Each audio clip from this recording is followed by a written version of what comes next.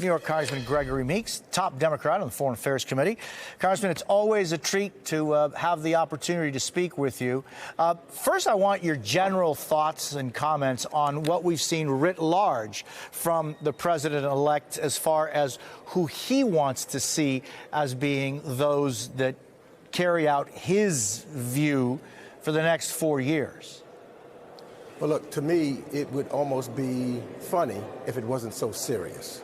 It seems to me that the people that he's put in are just loyalists. He's determined not to have, as he started out with a General Kelly or Mattis, individuals who knew and understood some of what was about with reference to our national security. He chose to put in individuals who would simply not be able to give him good advice other than shake their heads yes to whatever he might say.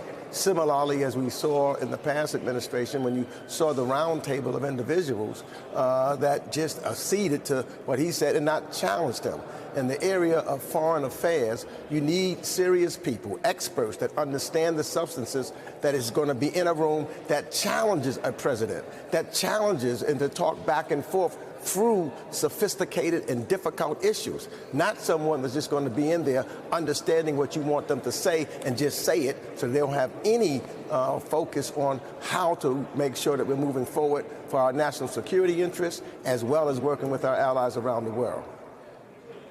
And, you know, I was just curious as to your thoughts on this meeting that the New York Times is reporting on that between Elon Musk and Iran's UN envoy. You know, the whole Iranian reality is so complicated. Iran is behind, they officials say, assassination plans against Donald Trump and others. What do you make of this meeting? Look, I don't know all the full extent to the meeting, but it's very concerning to me. We don't need a guy who's just a billionaire to be going to talk to Iran with all of the sensitive national security interests that exist between us. You know, I just think that it's reckless to do that. Look, anything that Musk has been involved in has been about trying to, just as the president, it's about himself and how he can make more money. So I'm getting concerned when I hear that kind of conversation. This is a delicate and important negotiations that we need experts. I think that Donald Trump, for example, made a huge mistake simply pulling out of the agreement that we had in regards to Iran, preventing them from having a nuclear weapon, the JCPOA. Now Iran is closer to having a nuclear weapon than they ever were before. But it takes experts, it takes people to come in, not a billionaire who comes in who's just really looking at how they enhance their business. If you look at his background, it's only been about him and how he enhances his business, how he can make some more money, and similarly with the President of the United States. So it seems as though the President-elect of the United States, it seems as though what he's putting in is individuals who simply will agree with him. Fact of the matter is, he's told you that because he told you that he could do it by himself. He didn't need anyone else. No one could do it but himself. So I think what he's doing is setting us up, putting in people who really won't have any decision-making process because they really don't have the expertise to give any guidance to it, but so that he can just say, this is what I want. I don't need, just recently, you also heard him say he didn't need to read anything.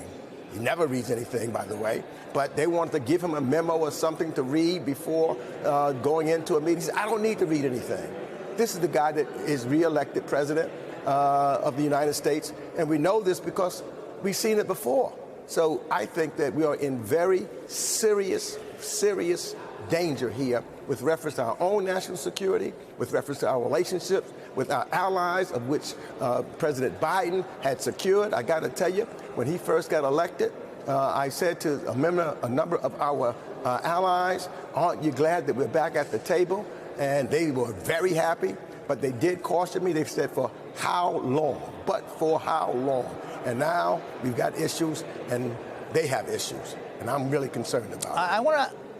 And guys, I want to ask you about Senator Marco Rubio. As you know, he has been a vocal critic of the Maduro regime. He's been very focused on Latin America, a strong critic of the Cuban dictatorship, of the Nicaraguan dictatorship. How do you see him and his possible role in, for example, how the United States deals with Venezuela, with Cuba, with Nicaragua? And I'm also really important, something I know that you're very passionate about too, is the reality that's going on in Haiti. It seems as though people don't even recognize the suffering and the pain that the Haitian people are having to go through day in and day out. What do you think of Rubio's possible impact, or positive or negative? Well, I hope that I get to work with Senator Rubio. Look, as you've indicated, the Western Hemisphere is very important for us. We share this hemisphere together, and we've got to make sure that our backyard is strong, because if we don't make sure of that, then going anyplace else, we will be weaker as a result. So I hope that I get to work with him. I agree that, when you look at Nicolas Maduro, he lost the past election.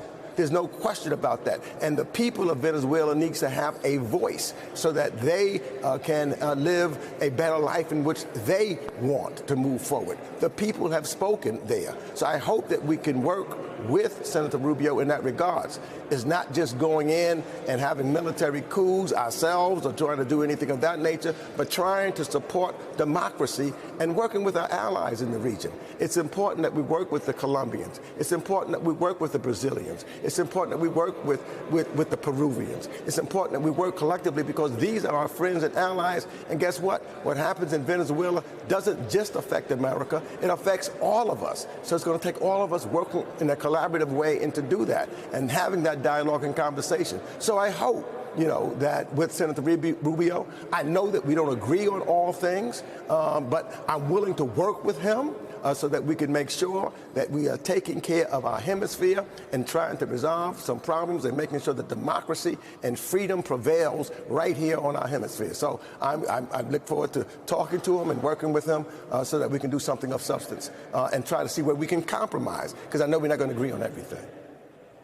Congressman Gregory Meeks, it's always a pleasure to see you. I thank you for your time.